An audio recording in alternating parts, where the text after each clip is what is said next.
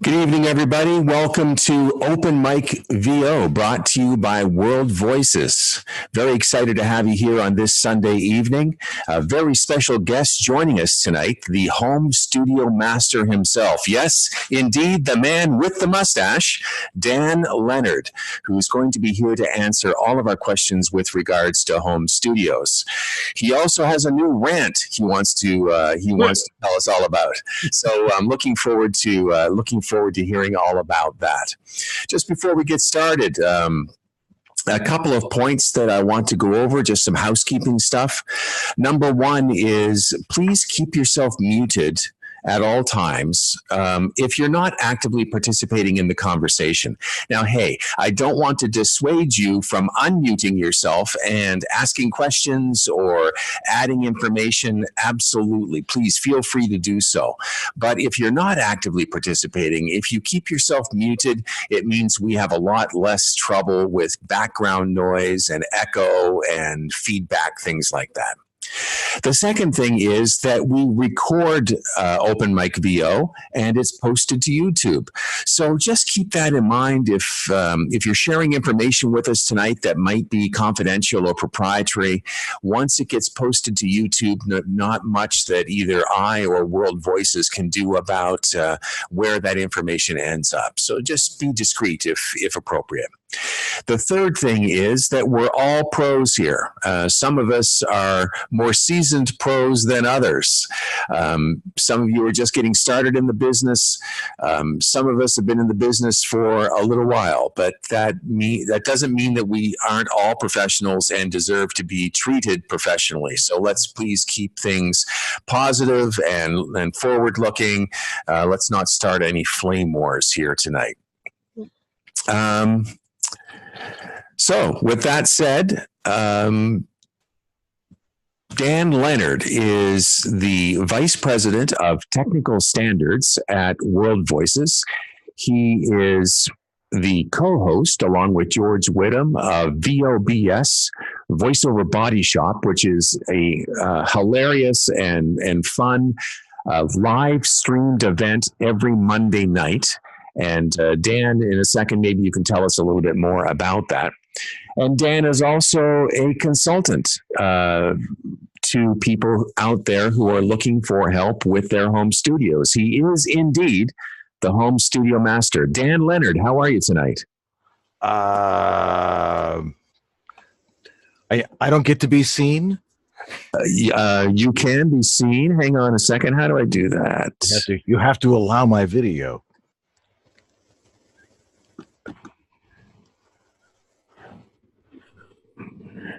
I know how to do that. If you give me 1 second here. It's under participants. Panelists.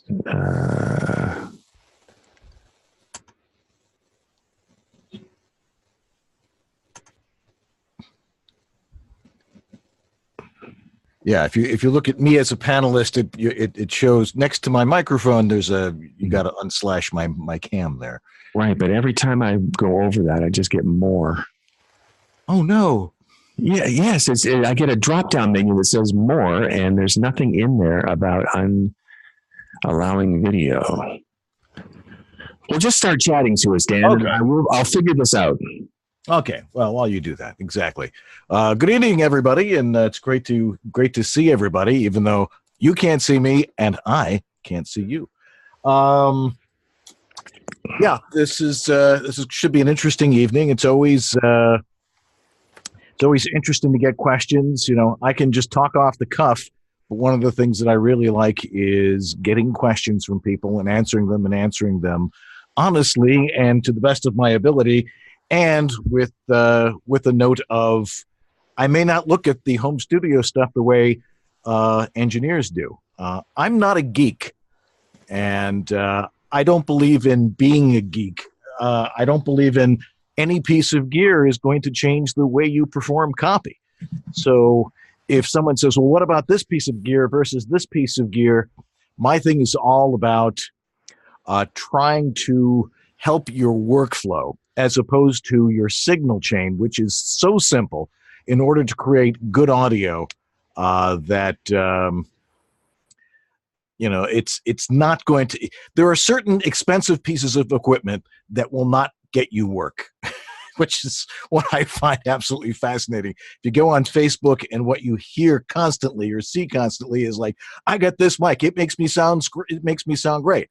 My usual attitude is BFD, because that's your voice in your room, and every voice is different, every room is different, it's all different, and every home voiceover studio really requires a custom look, not even a look, a custom sound. It needs to be perfectly adjusted to your voice, for how loud you are, for how loud you speak, or how soft you speak, what your microphone technique is, and all that.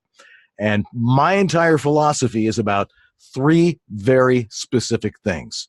It's about acoustics, which is more important than anything else in your home voiceover studio, your microphone technique, and proper level setting, proper modulation, which goes to mic technique, but it's also in recording technique. So with that, hopefully Graham will figure out how to get my camera working here, and then I will answer your questions. Yeah, so those of you out there who have questions, you can type them either into the chat box or into the Q&A box. Actually, the Q&A box is probably more helpful. So at the bottom of your Zoom meeting window, there is a little Q&A icon. Just click on that and feel free to type in questions. Also, I'm unmuting as many of you here as I can. We have a good turnout tonight, so it takes me a second because I have to unmute people one at a time.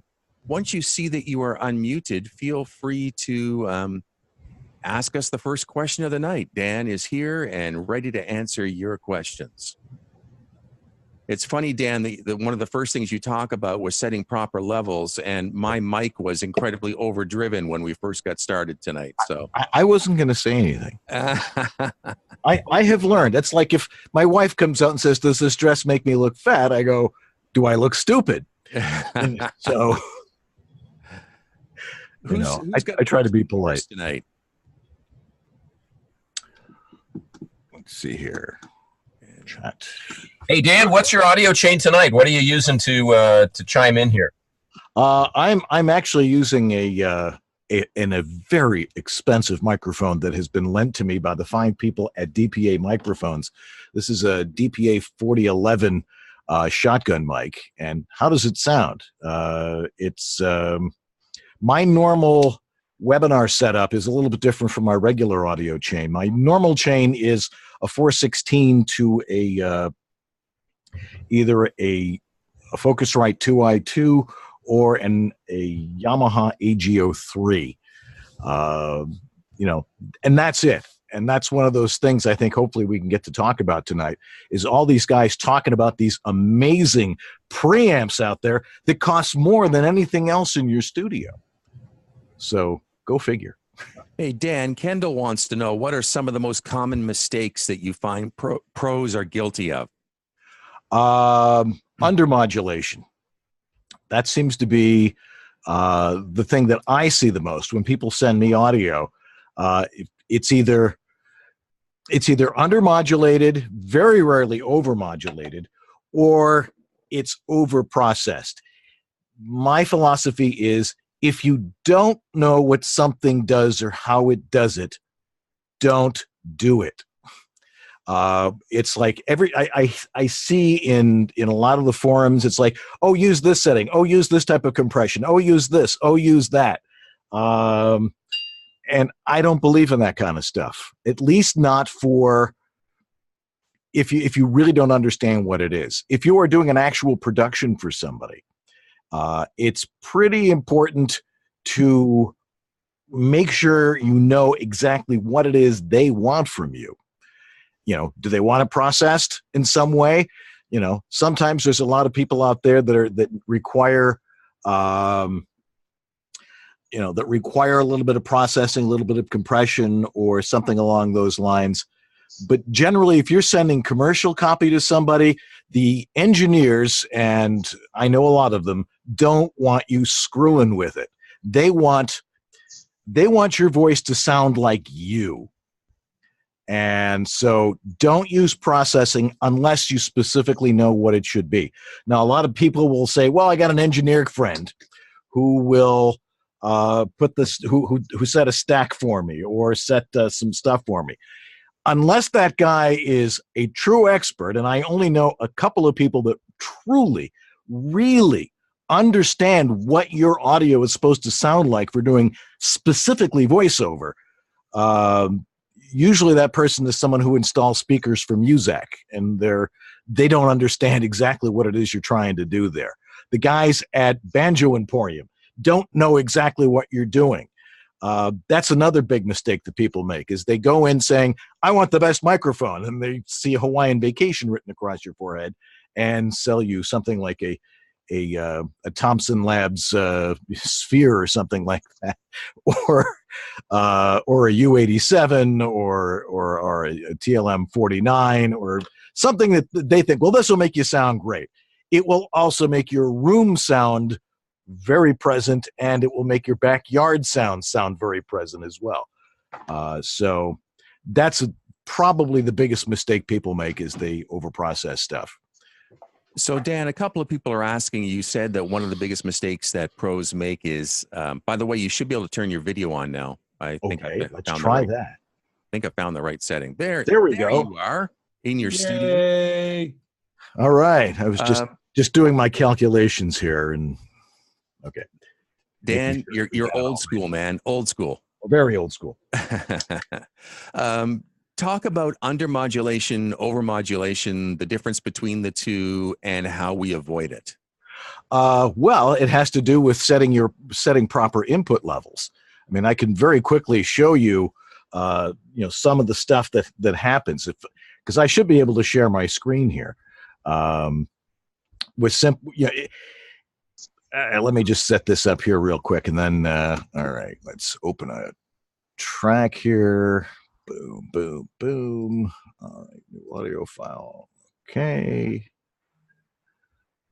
Okay, there we go. All right, let me share my screen. May I share my screen? There, I just did.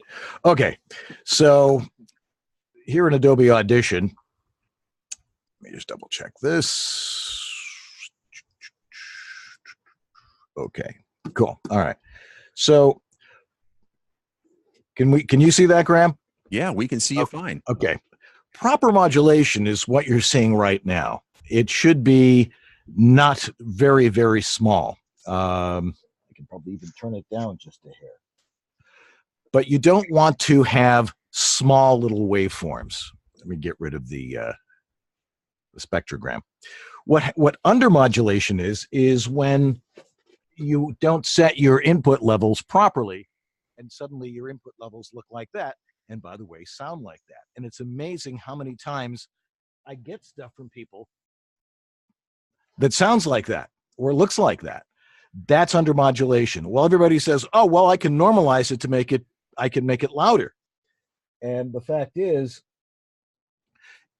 it's not a good idea. Normalization is a process you use when you are finished doing any processing that you understand how to do. So if you actually, the funny thing is if you're too loud, you can actually use normalization to reduce the stuff back down to proper modulation. But if I stop this and say I go to normalize, you'll notice it didn't change anything. It did this one. There's this one peak here that's a little hotter than the others. Normally, if you normalize your audio, it shouldn't do anything. Does that make sense? Because everybody's undermodulating and then they're trying to raise it up, or they're too loud. Back in the radio days, what we would do is we would ride the levels, but the meter was right in front of us, and we were able to see if we were going too loud on something. But then again, we were talking off the top of our heads. Hey, that's the latest from Elton John, that sort of thing. And in voiceover, you're reading copy. You should be paying absolutely no attention to what the recording software is doing. except to see that it's modulating and then go, and then forget about it. You should be able to set it and forget it. You should know what your input level setting should be. So the whole idea here then is to have your peaks bouncing there, -9, -6, something like that. Yeah, it should be between -6 and -4 optimally. Fantastic. A question came in through the Q&A box. Are there any advantages to using hardware versus software when it comes to compression and other effects? Right. Yeah, this is referring to what we call front end and in post. Generally, front end stuff is not a good idea if it's set wrong. And it depends on what you're doing too. If you're doing audiobooks, some people like to have a levelator and stuff that is affecting your audio, so you don't have to work on it afterwards. Being somewhat of an audio purist, although not a geek, as I said at the top of the hour, it's important to realize that the main thing you've got to think about with your home studio, whether you're doing audiobooks or whether you're doing commercials or whether you're doing whatever, e-learning, the idea is not to make you sound fantastic and amazing. If you're a voice actor, and we're all members of World Voices, you are generally professional voice actors, and you should already sound fabulous.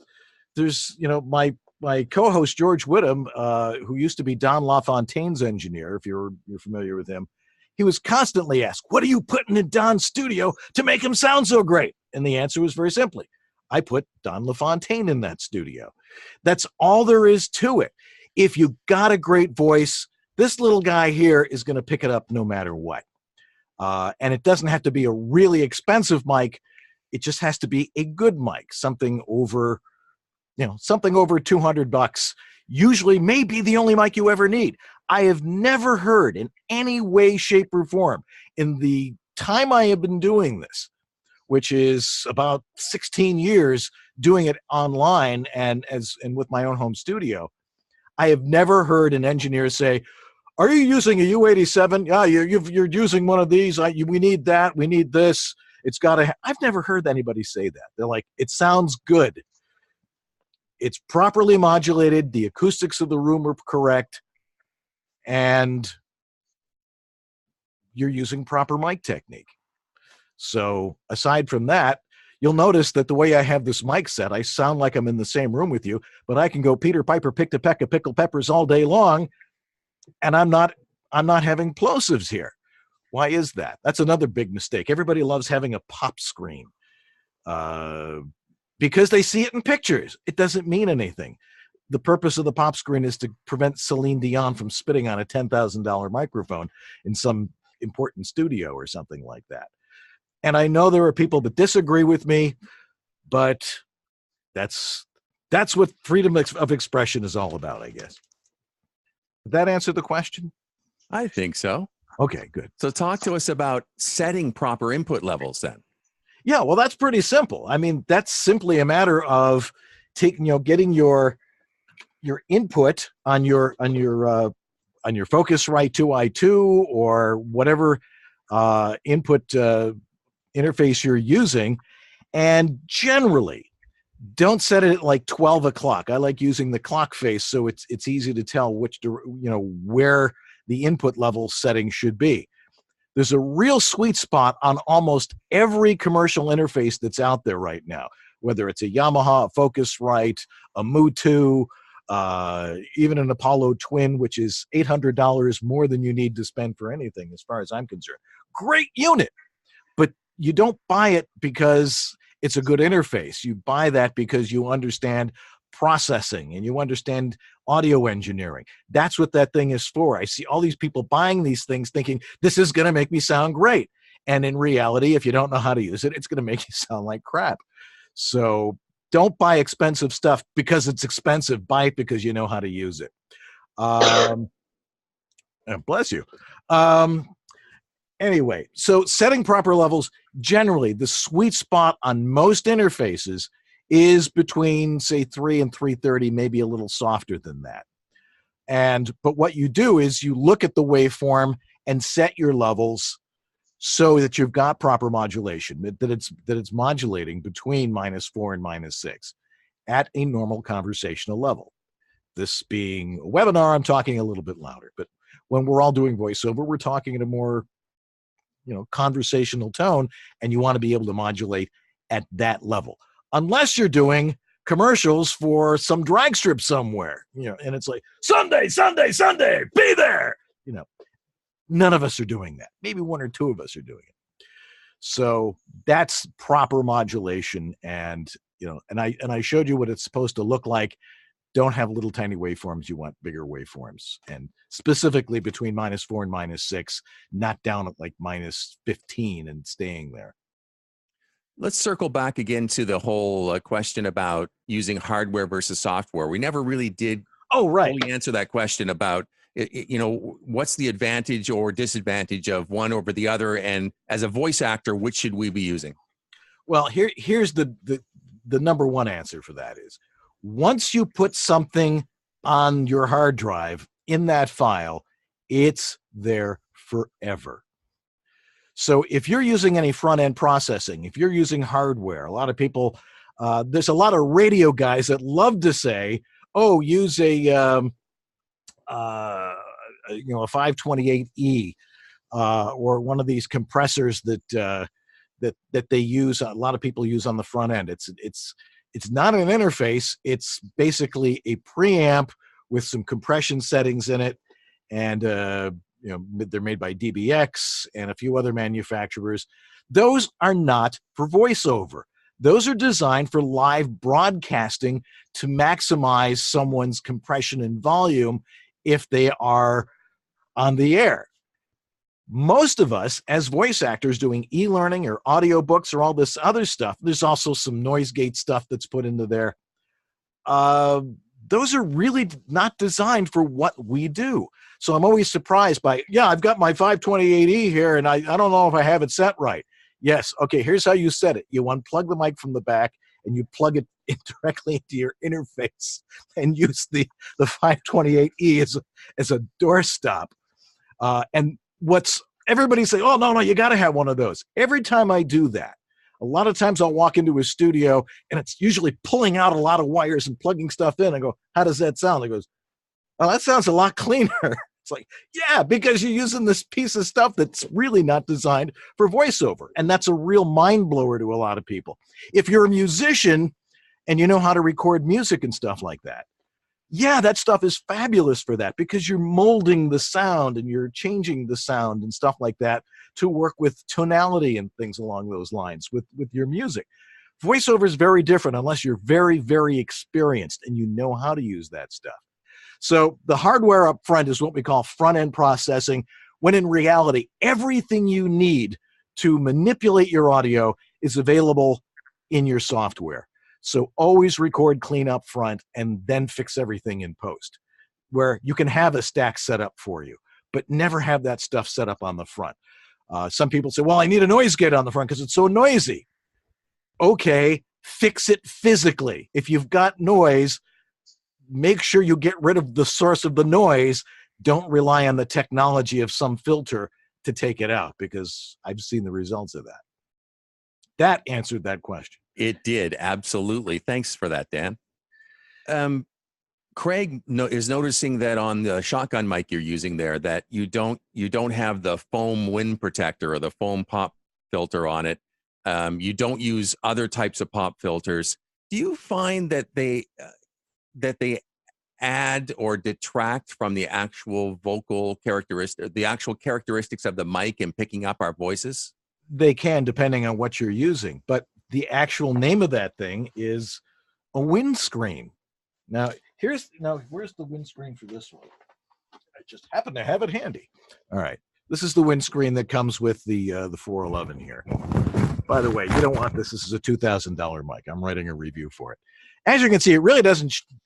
Does it change? Graham, does it sound any different to you? Well, certainly over, what we're doing here over Zoom, it doesn't sound any different at all. Exactly. This is a windscreen. I'm not outside. That's what it's for. And it specifically says in the manual for this microphone, this is a windscreen for when you're outside or if you're doing really close mic stuff.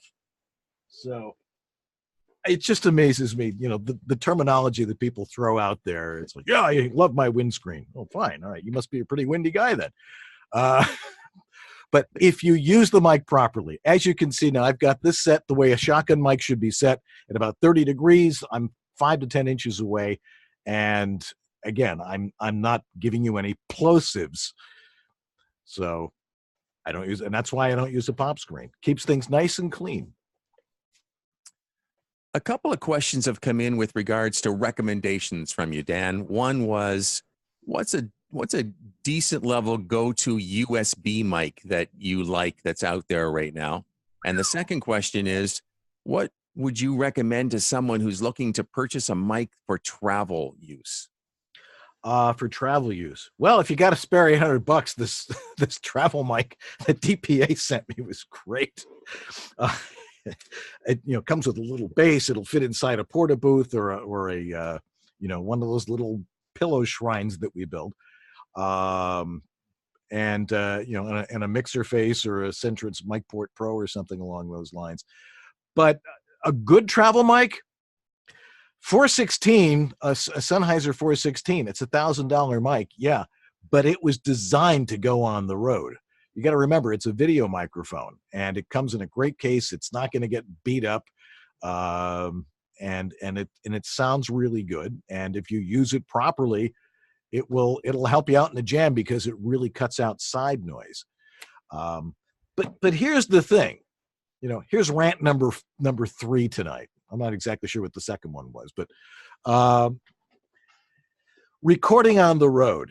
Now, I'm sure of the horde of people we have here tonight, and we've got over 40 people here tonight, that a lot of us record on the road. But here's the thing about recording on the road. You can only do auditions on the road, or you can only do a singular project on the road. You cannot record something in your home studio, go to some other place, because my number one thing is about acoustics. You can't change the sound ambiance of your voice in the middle of a production. So, sometimes, you might be working with some producers like, yeah, we need you to do a couple of fill-in lines. It's not an easy thing to do. And chances are you've really got to know what you're doing and understand how your microphone is going to sound different. You're not going to have your regular studio monitors. You may not have your regular headphones. You're not going to be able to duplicate that sound. So what's a good road mic? Any mic you have. If you're looking for a good USB road mic, the Epigee mic is really good. It's not very forgiving. It does require a pop screen unless you really understand how to use it properly. It's easy to set up. It has a great capsule in it. It sounds very similar to a 416, which is actually what's really cool about it. And that's probably the best road mic you can have. And I know people that are using it full-time in their studio, and then they just pack it up, put it in its little bag, and throw it in their suitcase, and then they have that. And that's generally what I take with me. So that then is a good answer to the other part of that question, which was a decent level USB mic. So you recommend the Apogee mic? Yeah. Now we've been testing the Sennheiser MK4 USB, and Sennheiser makes great stuff.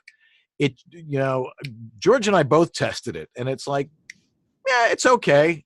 The MK4 on its own is a great microphone and has an Epigee preamp and digital interface in it. And we've got to do a little bit more testing with it, or maybe we just got a bad unit. It was like,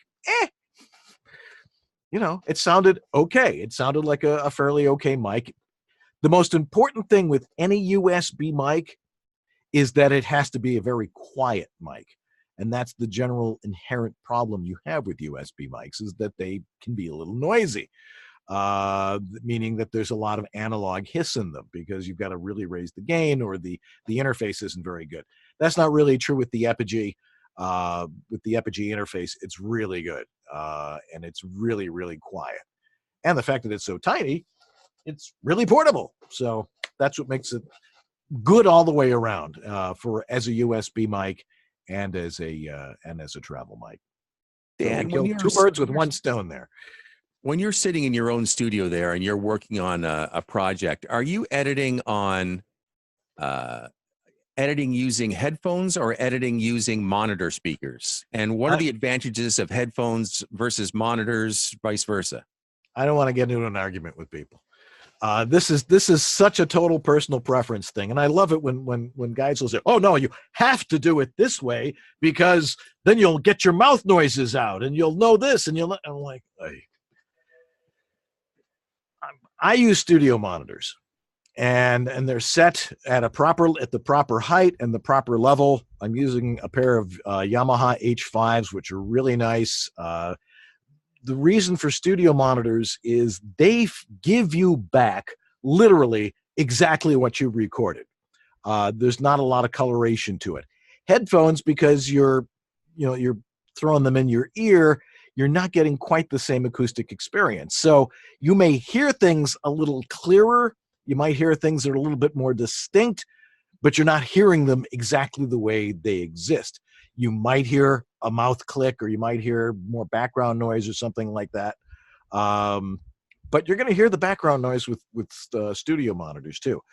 The thing with studio monitors is where you record has to be acoustically good, and you've got to have a good acoustic space to use the monitors in, because you don't want to confuse any room echo from what's happening with your studio monitors. So you've mentioned this idea of a good acoustic space a couple of times. What makes a good acoustic space? How do I know whether I've got a good acoustic space or not? It's all in your ear. I have this acronym that I use called WHISTLE, what it's supposed to sound like. And it should be not totally dead. The room has to have a little bit of liveliness to it. You don't want it sucking all the energy out of your voice. But you don't want to have bass resonance. You don't want to sound like you're in a tube. It's like, I hear a lot of times people sounding like this, or sometimes I'll hear a little bit of tubiness or boothiness. And I'm like, are you under a shelf? Yeah. Well, get out from under the shelf. Closets are a great place to record, but you've got to make sure that acoustically you're in the right spot and that you're not underneath a hard surface that's close by. So you've got to know what that sound is supposed to be. And you've got to hear examples of what happens when it sounds wrong. And you want to hear examples of proper audio that is not overmodulated or undermodulated, and there is no room echo, or there's no emphasis on lower frequencies, that sort of thing.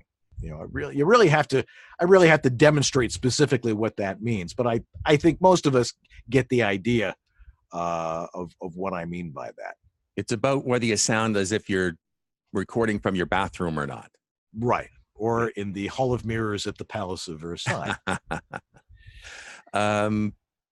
Bill is saying, listen, I'm using studio monitors for playback, Dan, just like you.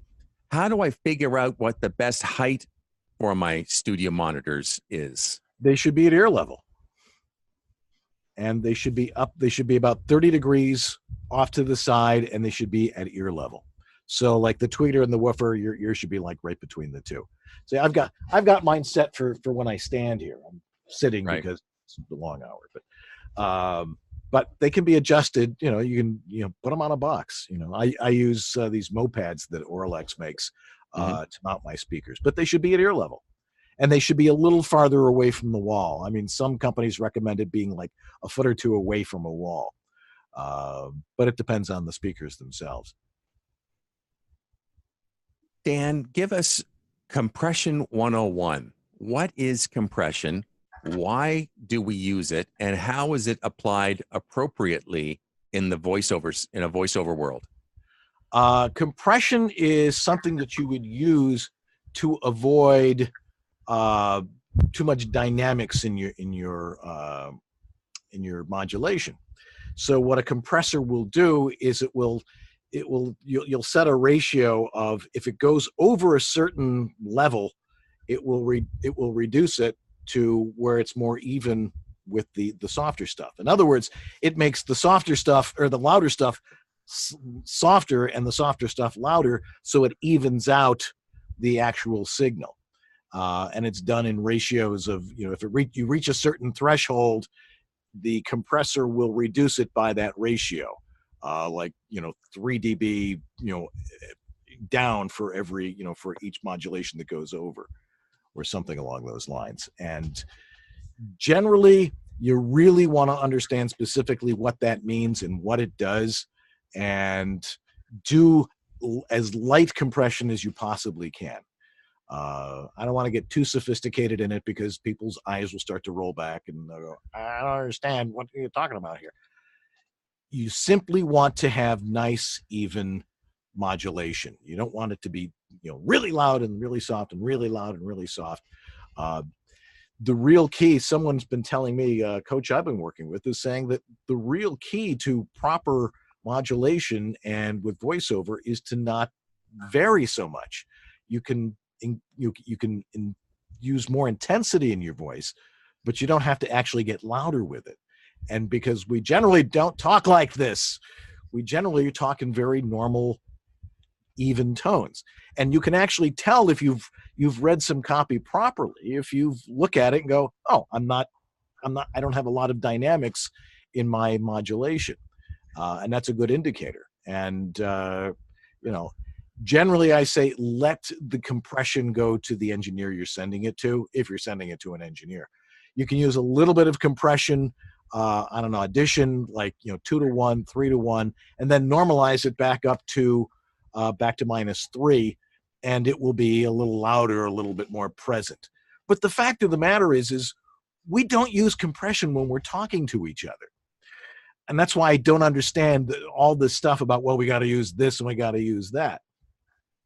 The fact is that all of this stuff, every last bit of gear that we have sitting in front of us, was designed specifically for making music. We're just using it for our purposes. And sometimes technology will try to creep in, and it's like, well, let's use some compression to even the sound out. How about just using proper mic technique and proper modulation and input, so that compression isn't really all that necessary? And I'm sure there are people that will argue with me. Do I use a little bit of compression on my auditions? It depends. Depends on how loud the spot is. It depends on if it's e-learning, if it's documentary narration or something along those lines. I try to sound as natural as possible, and trying to manipulate your sound, to me, is intellectually dishonest. Your sound is your sound. If you're doing promo or something like that, yeah, you got to do that kind of stuff. But how many of us are doing promo? It's a small cadre of people that I can count probably on less than 2 hands, unless there are 4 of us, in which case, maybe there's 20 people that are really making the big bucks doing promo. And those are the guys that do that. And the rest of us trying to do that, it's a very hard area to get into. So a lot of that high-end equipment is for very specific purposes. If you're fairly new to the business, or you're not doing that type of work, don't worry about it. The most important thing that you've got to worry about is the black and white on the paper. Recording with headphones on or off. Is this strictly a personal Good night, everybody.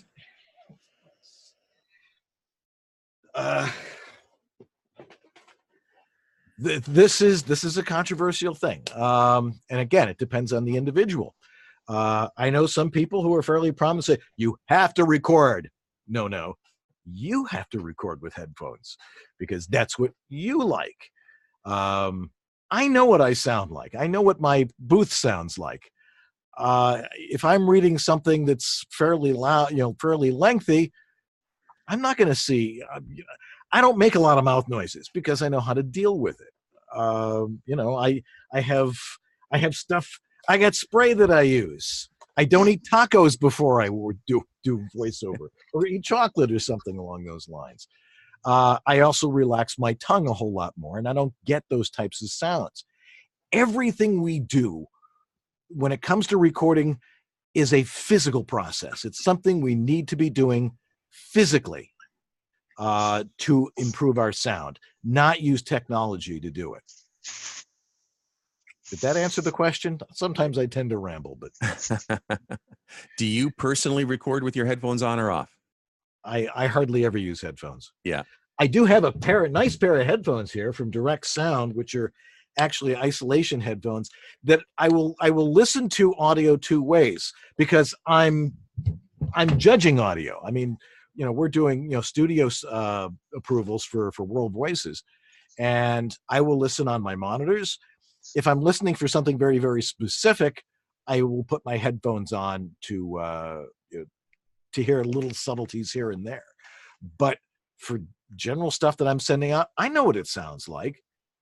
I don't worry about it. If you happen to have a family and you don't want to wake up your kids or your spouse or whatever, use headphones to edit. But I don't wear them to record. I know what my booth sounds like. I use the same mic technique all the time. I'm in the same booth all the time. I know what it sounds like. I don't have to worry about if I'm making mouth noises or I do that.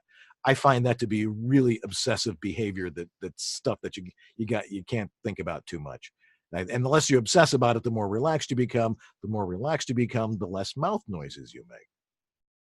Dan, you just mentioned in that last answer that you do a lot of evaluation of people's studios in your role as the director of technical standard at World Voices, and that World Voices actually has an accreditation program. Can you tell us a little bit more about that? Yeah, it's studio approval. It's only for professional members. And in my philosophy is if you're a professional member of World Voices, generally you've got your sound down anyway, because people are paying you to do what you do. So your sound is probably already pretty good. Your acoustics are probably already pretty good. Your modulation is probably pretty good. And your mic technique is already pretty good. So what we do, it's $50, and our committee, which consists of myself, George Whittam, Uncle Roy Yokelson, Cliff Zellman, Jordan Reynolds, and a few, Kerry Donovan, and we'll get the file. And generally, you're talking about 5 or 6 engineers who know within 5 seconds if there's a problem with your audio. So if I get the stuff first and I'm like, sounds okay, and I will send it on to the rest of the committee and we'll discuss it. It's like, well, maybe there's a little bit of bass resonance in there, but remember, we're all listening on different stuff, different monitors, different rooms. And it always amazes me that, well, that sounds like this. Well, it sounds a little bit different from that. And I'm like, I don't hear that. So we know if it sounds good all the way across, it means it sounds right. And then we can get that approval out to you. And you get a little badge that says WOVO approved studio. And it's a great process. If there is a minor problem, one of us will get back to you and we will briefly say, try this, try that, and resubmit, and we'll get you approved. It's a great service. We're not there full time to teach you a college course on how to record. We want to fix 1 or 2 little issues that you might have, if there even is an issue. And if it gets past our ears, then it's good, because Cliff is a producer. He gets audio from outside talent all the time. I'm constantly listening to this stuff. George that's what he does full time. We know what it's supposed to sound like. If you're off the mark based on the stuff that we have, we're going to know it real quickly, and we're going to help you out with it. But if you're a professional, it might be good for your peace of mind, which is fabulous, and we're happy to help you out. So if someone is a professional level member of World Voices, it's $50. And how do they go about requesting this service? They sign into the webpage, and the WOVO webpage, And underneath, if you're signed in, members, and I think it's under activities or something along those lines. Okay, It's so under there's a news. page. Yeah. There's a page for it on the World Voices website. Yes. Fantastic. Under professional, under professional membership, and then you can go in there, and the application is there, and you pay your $50, and we start the process. Patricia's asking, hey, Dan, I see the mic in your space there where we're speaking to you isn't at mouth level. It's more at your forehead level. Is that right? And if it is, what's up with the mic placement? Okay. Well, mic placement, of course, is incredibly important. The camera is way above. If you want to, we can see how the mic is actually placed here. I usually have it aimed towards my chest, and I'm 5 to 7 inches away if we look at it from the side. And that's the proper distance for where your microphone should be. Move over a little bit with the camera there. And so by doing it this way, well, with this specific mic, and by the way, does this mic sound, this is such a clean sounding mic, and I hardly ever say that about any mic. To me, they all sound the same. It's not, one mic's not going to be better than another mic for somebody. It's the mic you got. It's the sound you have. If your acoustics are right, it's fine. But proper mic technique with a regular studio condenser mic, like say this CAD 500E, which I use at my desk, from the side, the idea, proper mic placement. The diaphragm, first off, the mic should be upside down. I see a lot of people talking like this into their mic and then wondering why they're getting so many plosives. It should be 5 to 7 inches away. The diaphragm of the mic should be at eye level. And your copy then is down here below. And by having it that way, one, the mic, your copy is down here. You forget the mic is there. If you're playing to the mic, you're not playing to the right person. You're playing to the one person you're talking to and trying to communicate one-to-one as a voice actor and having that conversation. So that's why it's important to set your mic up that particular way. Because if it's right side up, you got your copy here, if you lower your head, you're going to get a plosive in there. And that's how you prevent plosives, and that's how the mic is designed to work. Some people say, well, that's being off axis. You got to understand that there's a cardioid pattern here this way, but that cardioid pattern also exists from the top of the mic too. It's a sphere around here. And if you're talking, if you've got the mic like this and you're talking like that, it's essentially at ear level, which, by the way, is how we hear.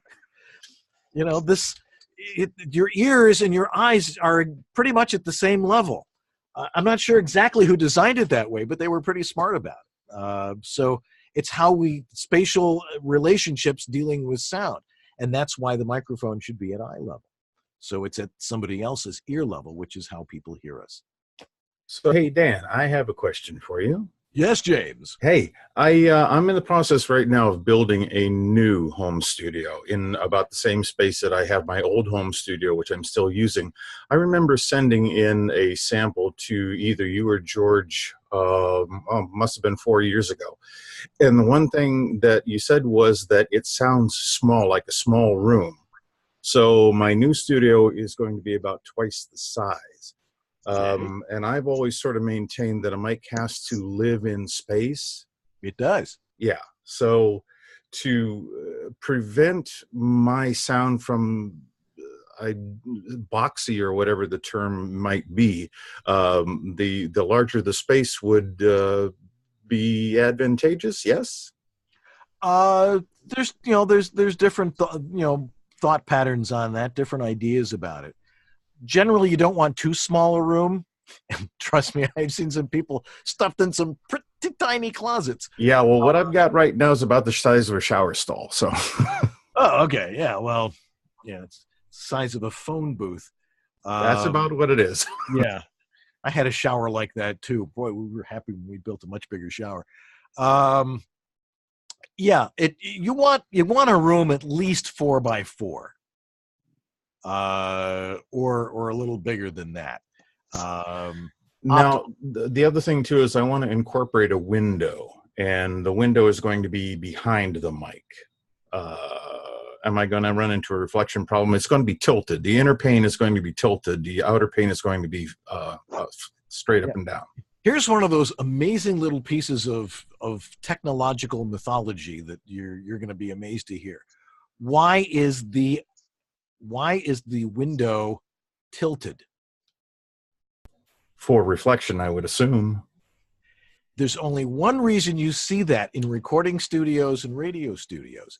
It's so there's no glare, there's no reflection. So the engineer talking to the guy in the studio, they see each other and there's no glare because it's angled. It has nothing to do with acoustics. Okay. It's all right. Again, it's something that people just they see and they're like, oh well, it's got to be because of that.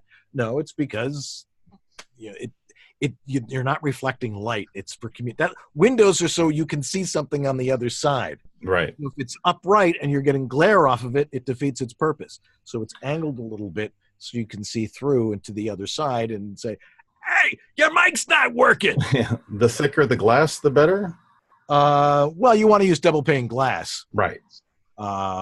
Why do you, is it a window to the outside world, or is it a window? Yeah, kind of. I have people that come over and record auditions in my studio, and they need to see me. Oh, okay. All right. Well, yeah, and that's important if you're directing somebody. Yeah, absolutely. You can have a mic. You can absolutely have a window there. Behind the mic, not the best place. You might want to have the mic angled a little away or from the other side so that the window is on the side as opposed to right behind the mic. Because then you'll get a little bit bounce back, but it's not really significant with glass though. Okay. Thank you. You're welcome. Hi, Dan. I've got a quick question. Hi. Anyhow, I have a 416 and it's plugged into a MicPort Pro and it goes into my desktop computer and I use Audacity. Anyhow, I see some of these VO people and they have like these little mixing boxes with all these knobs and everything. And I just want to know, what the heck are they using them for? And where do they fit in their chain? And what do they need those for? Well, they need it to mix more than one source. Well, there's two reasons. One, you use a mixer if you're doing something live and you have more than one mic. And you're trying to match the levels between the two parties. As voice actors, we don't do that. Well, then I'm just fine then, right? Right. Now the other reason you might use a mixer, and this is becoming somewhat obsolete, is if you're using ISDN, where you're doing a remote session and you've got to patch the incoming audio in so it goes so it's not in the audio chain. You've got to put it in the in the Q bus and what they call the pre, not in the post. So you're hearing the director talking to you. Got it. But you're not. But their voice isn't going on the recording back to there. But with modern software, stuff like Source Connect and IPDTL and some of the others, it's all built in. The two-way, coming back and forth. So it's not really necessary. And that's really what the mixers are for. When George and I are doing our show here on Monday night, we got a bunch of different mics, and he's actually sitting there with an iPad with the remote thing, and he's sitting above this remote mixer and stuff like that. But there's different elements. If you're on the radio or television, there's music, there's sound effects, there's all these different things, and they're coming from different places, and you need something to literally mix it. Got it. Oh, thank you, Dan, so much, honey. Oh, you are quite welcome. Dan, Rebecca is asking, I've just purchased a Halo 360. How much extra acoustic padding would be needed? I don't even know what a Halo 360 I've never heard of a Halo 360. Rebecca, if you're there, could you please unmute yourself and tell us what your Halo 360 actually is? I'm not sure she's still with us or not. Hang on a second. Yeah, no, it's something for an Xbox game. A Halo 360. Okay, maybe I'll try and do a quick Google search on that, and we'll It figure is out an what Xbox. It's an Xbox. Oh, it's an Xbox. Oh, what's that? What's that got to do with any? No, there's something else. There's something else. I think it's one of like a. I think it's like a one of those things that kind of wraps around the back of your mic so that it reduces reflection. I'll get back to you on that one. Yeah, sort of like A reflection filter. Yeah, or a yeah, that's it. How much acoustic? Oh, now I know what she's talking about. Yeah, a Halo. Yeah, it's made by I think it's Aston. By who? Aston. Aston, right? Made by Aston Mics. Oh, it's that like, purple one. I know what it's the one with the light purple foam in it. Yeah, that's right. Those things are pretty good on their own in a quiet room. How much acoustic stuff do you have to have with it? Personally, I believe that those things are really good for throwing your coat on more than anything else. They're really not designed for voiceover. They're really designed for vocalists trying to isolate themselves from a band or something along those lines.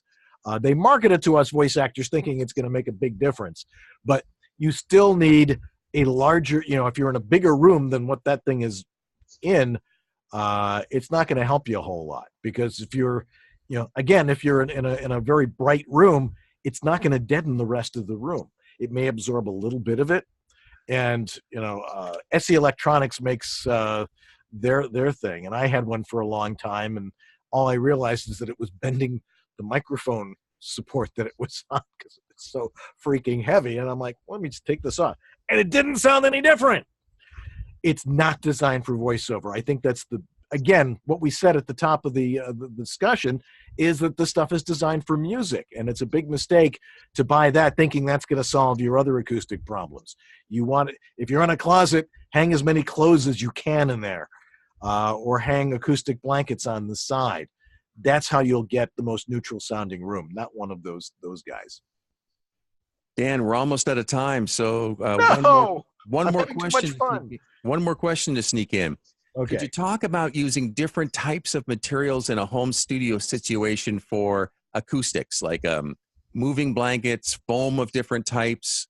What do you recommend, and what dB threshold do we need to get to in order to have a satisfactory noise floor? Minus 50 dB, minus 60 dB? What are you looking for? The standard that we set as the Technical Standards Committee of World Voices Organization, being the only body that's actually decided what is the optimum standard for voiceover audio in a home studio. Generally, you want to have a noise floor that is better than minus 50. Better to be about minus 60, minus 55 to minus 60. And there's a number of reasons for that, mostly because it gets that low, it's essentially inaudible. And it's generally much lower in frequency.